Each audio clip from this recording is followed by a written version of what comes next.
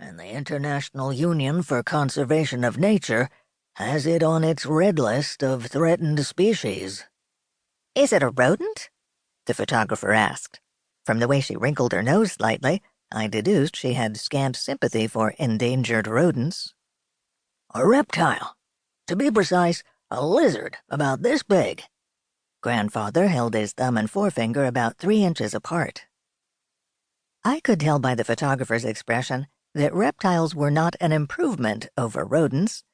If the Bermuda Tourism Authority were listening in, they'd probably worry that Grandfather was undermining their promotion efforts.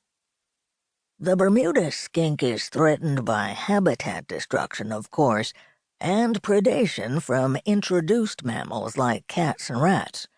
But oddly enough, one of the biggest threats to their survival is litter." "Litter?" the reporter asked, thus saving me from having to. "Many small lizards have friction pads on their feet that let them stick to surfaces they walk on, but Bermuda skinks have tiny claws instead. So if they crawl into an empty glass jar or a discarded soda can, something with a slick interior surface, they can't get out again. They starve or die of heat stress or dehydration." Was he serious? Probably. Damn him.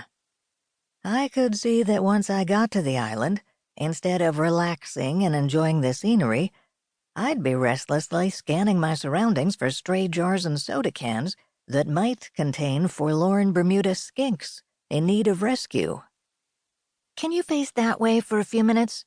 The photographer pointed to the right. "At the moment the sun is at your back and it's almost impossible to get a good shot." Grandfather obliged and lifted his head, assuming the triumphant pose he usually reserved for that moment in his documentaries when he succeeded in rescuing something, or at least not getting eaten by something. The photographer began to click in double time. "How dreadful!" came a voice from behind me. "Even here I can't get away from those ghastly paparazzi."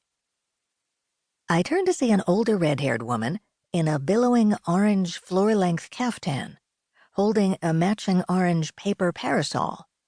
She was an imposing figure, only an inch or so shorter than my 5'10", and while the caftan flowed rather than clung, I could tell she wasn't particularly skinny, but not fat either.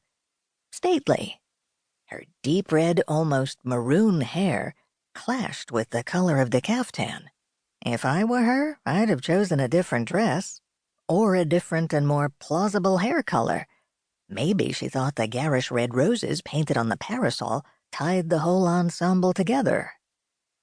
The photographer had stopped clicking her camera, and Grandfather looked annoyed. The reporter was staring at the caftan lady with a frown on his face, as if trying to figure out who she was. The photographer was watching the reporter, no doubt waiting for him to indicate whether she should aim her lens at the new arrival or go back to Grandfather. The woman, the diva, as I mentally dubbed her, looked at me with an expression I recognized, the look of someone who is accustomed to having minions do her bidding and thinks she's found a promising one. "Is it the New York Times? The Washington Post?" Her voice was high, rather affected, and pitched so loud I was sure people on the next pier could hear her. "Well, it doesn't really matter. Shoo them away for me, will you?"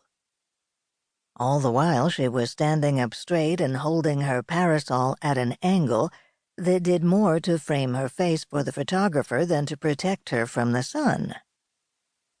"It's the Baltimore Sun," I explained, "and I think they're here to interview Dr. Blake.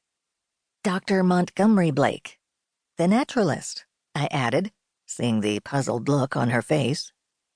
"The one who's giving lectures on the cruise?" "Of all the... Humph!"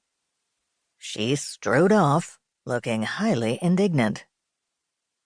The reporter and the photographer were looking at me expectantly. I shrugged to indicate that I had no idea who she was. They turned their attention back to Grandfather.